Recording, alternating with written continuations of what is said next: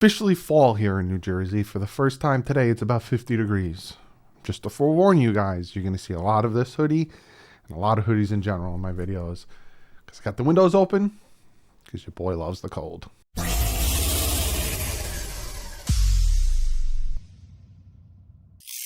What is up, Fin fans? Deeper dive into yesterday's game. Took a step back, took a breather. If you haven't watched this video came out like around midnight, 12:30 last night. Me and Steven got together from Miami Sports Music, had a fantastic conversation.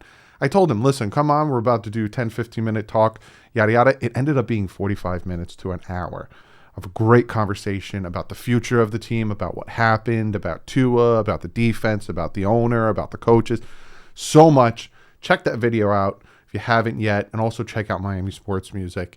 But today's video, I got some more information from yesterday's game, some stats, some breakdowns, and then for comment of the day, there's a discussion that's been going on Twitter and even on YouTube with some people, and I'm going to talk about it. So before we jump into that, I got to shout out 2 new members.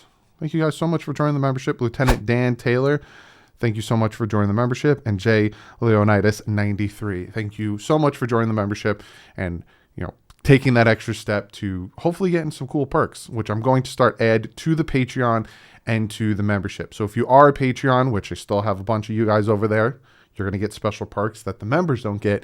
And if you're a member, you're going to get special perks that the patrons don't get. But then there's also member stuff that crosses over. I'm going to be recording Big O and my show at about 6 o'clock. So in about 45 minutes, I'm going to edit tonight. And then if you're a member or Patreon, you get to see it before I release it tomorrow at 11 a.m. So there's special perks if you want to join one or the other. Other thing, real quick, got to shout out my guys at patchvibes.com. Great t-shirt that I was wearing during the game. The patches, the pins, all that good stuff. Even the cup I got over on the shelf over there. Patchvibes.com. Use the promo code DouglieDoWrong. You get yourself 20% off. And Backroom Collections. I got to put this back up on the wall. Fell off my wall. It fell off the wall, and it's still it's beautiful canvas artwork. And it's not just NFL. It's not just Miami Dolphins. If you're kind of sick of the Dolphins right now and don't want to see it, but you want to get yourself an Atlanta Braves or a New Jersey Devils or the Lakers or whatever artwork, they have it all. Go over there, use the promo code DDW, and you get yourself 10% off. So let's jump into these deeper dive stats. And I'm going to start with the PFF high ranking and low rankings. You could take PFF with what you want it, but these are what they have. For the top 3 PFF rankings from yesterday's game, Tua Tagovailoa, hands down the best player on the Dolphins yesterday. You could say what you want. You could feel however you want. It's a literal fact backed up by data and numbers. Tua Tagovailoa, 83.9 PFF grade. The best player on the team yesterday. Next, second best, Christian Wilkins, 74.8. A huge jump. Huge jump for about 9-point difference. Then Jerome Baker is third with 74.5. And for the 3 worst, you have Liam Eichenberg, 32.2, one of his worst games. You have Jesse Davis, 38.7. I don't even know if it's his worst game. And unfortunately, Jalen Phillips with a 40.8. I want to see more consistency out of him and more pressure out of him. Speaking of pressure allowed in yesterday's game, 20 pressure, 17 hurries, 3 hits. That is the most since week 3 against the Raiders. And the Raiders have a very good defensive front. O-line accounted for 18 of those 20 pressures. Austin Jackson allowed 5 of the pressures. Jesse Davis allowed 6. And that puts Austin Jackson leading with 29 allowed pressure. So the offensive line wasn't that great yesterday. And again, we'll get into the film breakdown on Wednesday, and it's probably going to be a long one because there's a lot of things I need to point out, the good, the bad, from both sides of the ball. But the offensive line wasn't that great yesterday, allowing 20 pressures, 17 hurries, and 3 hits. Flip it over on the defensive side, they generated 25 pressures most this year with 18 hurries, 5 hits, and only 2 sacks, though. If we're getting that many amount of pressure, we need to get more contact and more hits on the quarterback, especially, Lawrence, who you just saw it constantly get out of the pocket and, let the play develop. Jerome Baker and Emmanuel Ogbah led the team with 4 pressures each, with Phillips and Zeeler being second with 3 pressures each, and then Jerome Baker and Raekwon Davis 3 run stops, most on the team yesterday. Emmanuel Ogbah, got some stats for him. He ties now for 11 most pressures with 21, ties for 7th in sacks with 3, tied for 4th in QB hits with 6th among defensive ends only. So it's not among the whole NFL, because they add in outside linebackers, DTs, all that stuff, just among defensive ends. And Christian Wilkins, 3rd most run stops now with 14 among defensive linemen, and 3rd most tackles in the run, in run D, with 17. So Christian Wilkins is actually a really good run stopper for us. So, a lot of people underestimate how well he is and how well he plays for us in the middle of that defensive line. And then, unfortunately, we will talk about Noah Igbenogany, who did not have a good game yesterday. He was the worst graded secondary for the Dolphins with a 49 even PFF grade, 50.7 PFF grade in coverage. And he was targeted 7 times, allowed 5 receptions for 64 yards, 12.8 yards of reception, 3 first downs he allowed, and that 1 touchdown that just made me want to scream. So then we will talk about Tua Tagovailoa. Tua Tagovailoa average depth of passes was 8.5 yards. Adjusted completion percentage was 79.5%. He completed 79.5% of his passes. Pressured 19 times. 19 times on his dropbacks. You know how many sacks Tua had yesterday? None. And I constantly hear from people who, and these are the things I just want to clarify something for people, because I get called the Tua stan, I get called this, I called that. First off, I haven't come to my conclusion on Tua. I kind of let players develop. If you notice, I gave Noah 2 years. I kind of let them develop, see what they can do. If they consistently get better, I'm like, all right, there's something there. Noah, on the other hand, straight flat line. But with Tua, what you see, and when I get called a Tua stan, is when I defend bad takes, when I defend people coming out and saying things that are just blatantly not true, right? Tua has horrible pocket presence. He stares down his number 1 target. If it's not there, he takes a sack or he throws the ball up. That's not true. I even showed against the Patriots, I showed about 8 plays in just the first half alone where he was going through his read progressions. I've showed plays where Tua steps up in the pocket, Tua moves in the pocket, keeps his eyes downfield. That's right here is the fact of the matter. The offensive line in a whole allowed 20 pressures yesterday.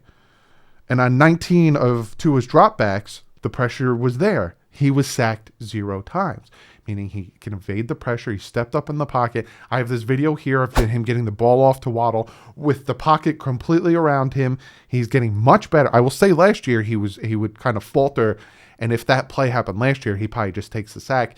But that's what I'm talking about with the progression of certain players and the progression of Tua and him getting better and not just taking those sacks. But no sack yesterday on a ton of pressure.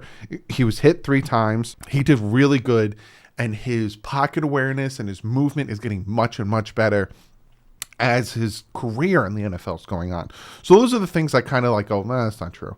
And then all of a sudden I get called a Tua stan because I'm like, well, if you're going to say he never does it, then I'm going to say that's not true. But if you say he used to do it, then I'd be like, yeah, now he's getting better at it. So there's that. The ball came out on his passes 2.46 seconds on his passes. That's the time it took for the ball to come out. Not bad. Both TDs against the blitz. He was 8 for 8, 151 yards in the 10 to 19 yard range. So he likes that sweet spot. And you'll even notice, and we'll talk about this in the film breakdown, he was really targeting the center of the field. He was throwing them right into the center of the field. He was hitting Gesicki on some nice crossing routes over the middle of the field, some nice post routes. He really was focusing and taking the targets on seam routes with the tight ends. That really great pass to Durham Smythe, center of the field. We didn't really see that from Jacoby Brissett. He was more focused on the boundaries. Tua was focusing on the center of the field. And then this is going to kind of coincide with comment of the day, right? because this is what I'm hearing, right? So first, before I continue, comment below. A lot of what I'm hearing in my deeper dive and a lot of what I'm seeing, the offensive line is still a problem. The defensive line is generating pressure, but they're not getting to the quarterback and getting sacks. Without Xavier Howard and Byron Jones, the defense also struggled in that point because the ball was able to get out quick because Noah was having a hard time in his coverage. But there are bright spots on this team, and there is talent on this team. So that is the one thing I am noticing. There is talent in Jalen Phillips, Emmanuel Ogbah, Christian Wilkins, Sealer, Raekwon Davis. There is talent. Javon Holland. I'm just talking defense. Javon Holland. Eric Rowe, he's kind of getting up there. He's probably not going to be on the team next year. Brandon Jones has some talent to him. There is talent on this team, even offense, as much as you don't want to admit it. Tua Tagovailoa, there is the talent there. Waddle, there is the talent there. It's like it has to be coached up, and we've seen a lot of the problem is they go on to somewhere else and they tend to get coached by a different style of coach or a different coach. They get better. The offensive lineman, it's like Emmanuel, I can't even pronounce his full name. He's on the Raiders right now, and he was one of the top ranked tackles in the NFL. I think it's a tackle. He was on the Dolphins, and we let him go. Eric Flowers on the Dolphins, veteran. Pretty good on guard. He's one of the top guards in the NFL back on Washington. So these are the things, and these are the things that I start questioning the coaching. Now, with Brian Flores, when it came to yesterday's game, he made a lot of dumb decisions. Going for it on fourth down, instead of punting it, pinning them into their own end zone and going into overtime, we would have won. In my personal opinion, I think we would have won if we went into overtime. But he goes for it on 4th and 1. That's all fine and dandy. But that we have a hard time with the run. That, especially if you're going to run it in shotgun, you're not really going to trick anybody. And by doing that, like, if I'm the offensive coordinator, right, because I don't put that on Brian Flores, the play call, because he doesn't call the offensive plays. If I'm the offense for the Miami Dolphins, right, it's 4th and 1. I trot Jacoby Brissett out there. It's going to be QB sneak, right? And you saw what happened last time they trotted Jacoby Brissett out there. He did a play action, and he had a deep pass. Do it again. Or, better yet, I don't trot Jacoby Brissett out there. I have 2 out there, but he's under center. Or better yet, he's in the pistol. Because for a fact, a lot of what the Dolphins were doing was to protect Tua's ribs. Have it in the pistol. Because there was a play where he didn't keep the ball. I think he gave it to Gaskin. And if he would have kept it, he had like 15, 20 yards. He could have had a big gain on the left side. I would have done that. I would have played action with Tua, rolled him out, got the first down, easy on the first down. Or rolled him out, had Gesicki or tight end or Waddle do a quick out, boom, easy first down. They were struggling stopping those plays. But also, the Dolphins were struggling catching those plays. Because I noticed a lot of that, a lot of 4th downs, a lot of 3rd down conversion throws where Gesicki would reach for the first, they wouldn't give it to us. Gaskin with the drop. There was a lot of those conversion plays where Tua got the ball where it needed to, but the play, Albert Wilson, running backwards and essentially no gain. When he could have just went forward and it would have been like 3rd and 1. But he runs backwards. These are the things that make a stupid team and end up having you lose the game. And that's where I'm going to get to comment of the day. So be sure to comment below. Let me know what you think of everything I was saying and, all the stats and all that stuff. And I'm going to get to comment of the day. And for comment of the day, I'm noticing this a lot on Twitter, even some on here in my comment section and stuff, that people are saying Tua didn't lose us the game, but Tua should have done more. And Tua didn't play great. I'm even seeing some people say he sucked. I'm seeing some people say he actually lost us the game, which I'm like, huh? And I think Tua did everything he could. Now, I will say this. Not necessarily everything he could. The interception was dumb, right? Tua Tagovailoa went 33 for 46, 329 yards, 2 touchdowns, and that dumb interception, which we will break down in the film breakdown, because he had guys open. He had a guy open that he hesitated to throw to and then ended up trying to fit it to Waddle through the interception. But he would make plays and then come back and make a better play, if that makes any sense, right? Tua, it was, I think, 3rd and 2. And he should have easily ran for it. If you watched the live stream, I was upset. I said, man, you got to run for it. But I saw what he wanted. He had Waddle, who was 15 yards down the field, but he just couldn't get the pass to him. It was a little off, a little inaccurate. But if he got the pass to him, he catches it. It's like, you're like, it's a smart play. Instead of just getting 4, we're down there.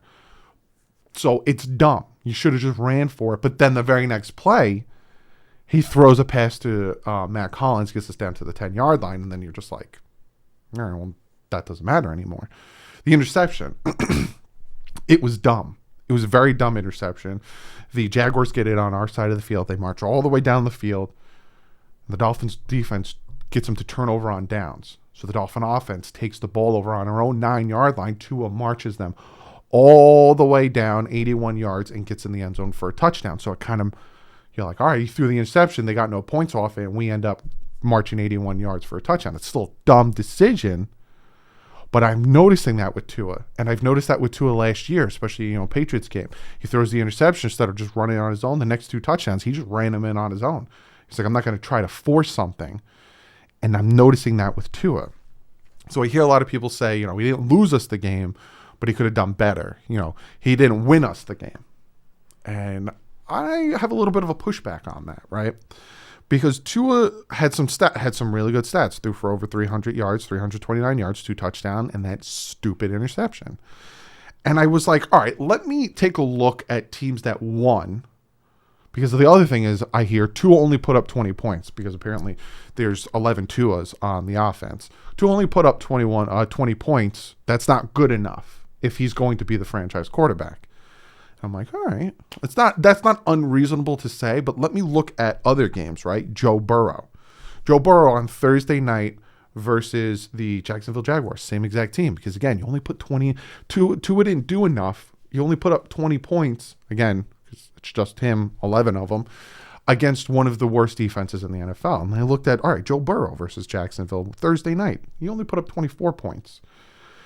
He was 25 for 32, 348 yards, 2 touchdowns, no interceptions. Kind of equivalent to what Tua did, except for he didn't have this dumb interception. Joe Mixon also had a rushing touchdown. You're going to notice something. You're going to notice a common denominator the more I do this, right?